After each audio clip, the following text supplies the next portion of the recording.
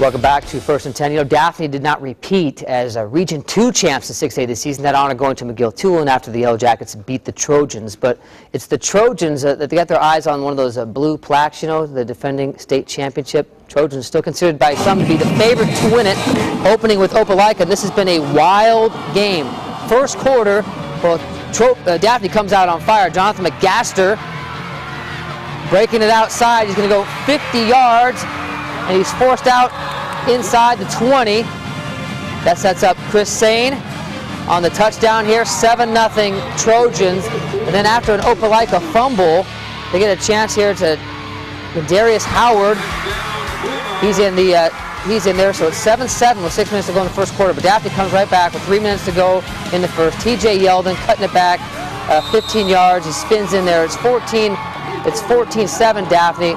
And look at this score, 49-31. Daphne actually led 35-10 at the half, and then Opelika came charging back, made it 35-31, and now the Trojans have pretty much put this one away. They lead by 18 late in that game. We'll try to update that final for you a little bit later in the show. The Trojans are going to take on Prattville next if they hang on to win that, because they hammered Bryant, ending Bryant's season tonight 56-14.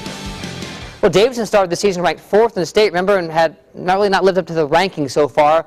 But it's a new season now, and you never count out a Fred Riley coach team. The Warriors are 5-1 in first-round games under Riley, taking on Benjamin Russell tonight. And Davidson fans, cold but excited tonight. And here we go, first quarter. Russell with the ball. Alexander Buckner would find some room to run. 45 yards for the score. So Benjamin Russell up 7-0. It's really a low-scoring game. Davidson plays some pretty good defense, but they get the field goal here, so it's 10-0. Davidson in the hole. Right before the half, though, they get on the board.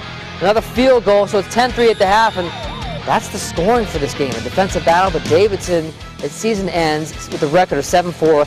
They go down 10-3. So up next for Benjamin Russell will be the winner of the Foley Central game, and that's going to be Central. It looks like Lions on the road, falling right now, 35-17. That is in the fourth quarter. All right, well, the favorite to win the 4A title probably is going to be Jackson. The Aggies have been ranked in the top 2 all season, jumped to number 1 when they rolled past rival Thomasville a few weeks ago. So it's Tuscaloosa or bust for the Aggies, opening with Sumter Central. And here we go. Jackson players, oh, they're excited. First playoff game of the season here. Ladarius Bowe is going to hand it off. And Mr. Jackson's going to go inside the 10-yard line there. That puts, and then here we go. It's Jackson's defense helping out here. Embro Vaughn brings down Sumter Central's quarterback to end the drive there. Then Jackson driving again. Dustin Mosley hits Deshaun Hunt. Score right there, 7-0 Jackson. Late in the fourth, we had a 28-7, and now it's Jackson. There's a final, 35-7. You see they're going to take on Beauregard next week in the second round. So number 1 rolls. How about Thomasville? Oh, well, there's a dominating first-round win, 55-0 over West Blockton. UMS Wright, look at this score, 63-0 over Greene County. Greene County actually had a pretty good resume coming in. The Bulldogs, up until this year, had won 16 straight first-round games. They lost that last year. That was broken last year, but now they start a new streak. They get the first-round win. So UMS Wright, never count them out in the playoffs. Saraland's first trip to the playoffs, and it's not going well. They trail 30-12 right now in the fourth against 5th-ranked and undefeated Bibb County. Well, they are rewriting the record books at Bayside Academy this season. The Admirals just capped off their first unbeaten regular season, and for the first time in school history, Bayside hosting a first-round playoff game. Boy, did they make the most of it, welcoming Montebello tonight.